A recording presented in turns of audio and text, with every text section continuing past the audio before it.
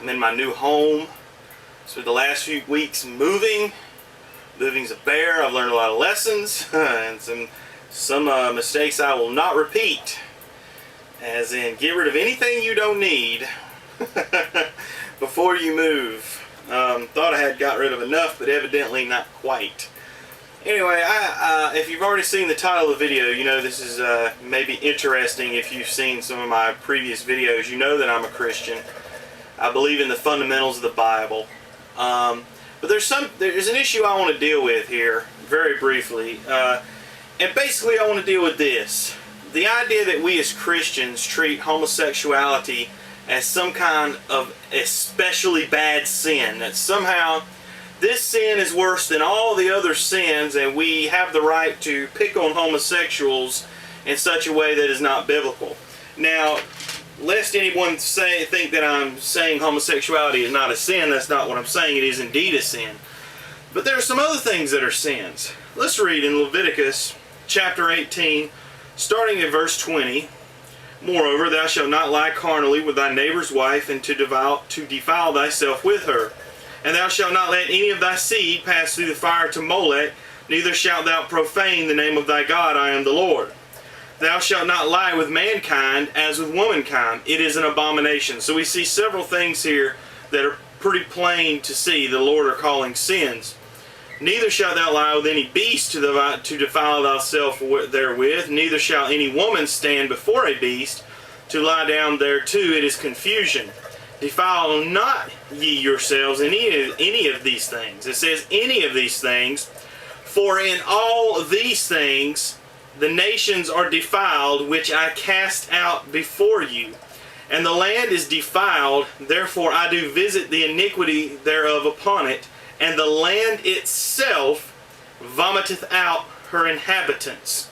Ye shall therefore keep my statutes and judgments, and shall not commit any of these abominations, neither any of your own nation, nor any stranger that sojourneth among you. For all these abominations have the men of the land done which were before you, and the land is defiled, that the land spew you not out also when you defile it, as it spewed out the nations that were before you.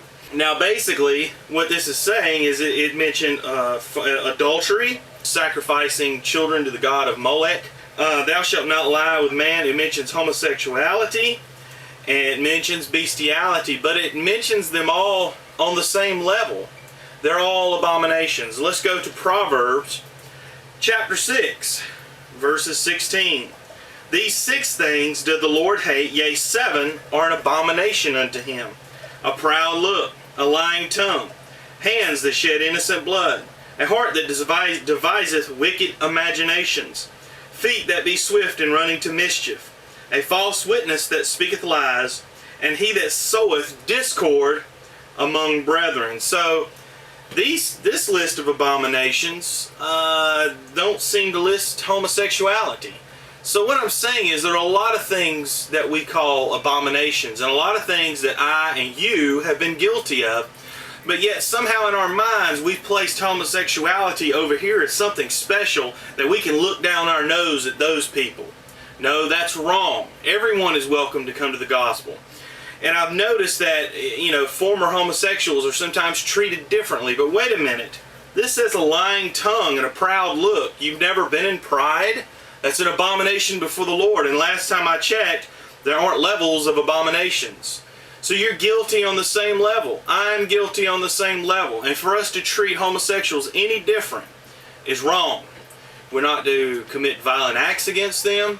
We're not to hurt them in any way, shape, or form.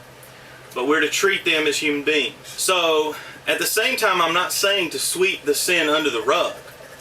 What I am saying is that this way we have taken this one sin and we've put it up on this pedal that it's especially abominable or whatever. It's wrong, and I think there is a backlash in America because we've done that. If a homosexual or former homosexual comes to you, I understand on certain levels that it seems gross, and it is to me, okay? When a man comes around me, you need to understand this if you're effeminate. If you're effeminate, and I mean very ladylike, it is disgusting to me. It is disgusting to a lot of other people. I don't hold it against you. If you're my coworker, I'll treat you like anyone else. But I have to admit, it's disgusting to me. But with that said, like I just said, I am not to treat you any different than any other human being. In Luke chapter 9, James and John, I do believe, came to Jesus and said, they won't accept our message in this town.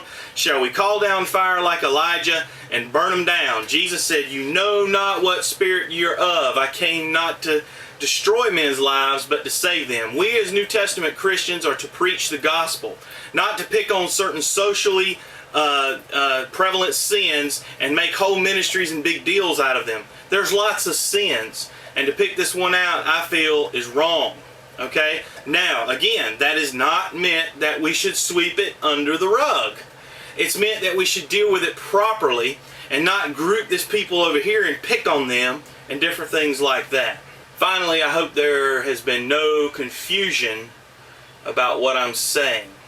What I'm saying is there are a lot of sins that are abominations. And it is our job as New Testament Christians to abhor evil, as Psalm 97:10 says. Hate evil. Hate the own evil that you have done. Hate the evil that your flesh wants you to do. Cling to God. Cling to His Word. But we're not to set certain sins just because we haven't been guilty of it, just because we've not had a problem with it, is to look down our long, snooty, haughty, and arrogant noses down at a certain group of people because we don't have that issue.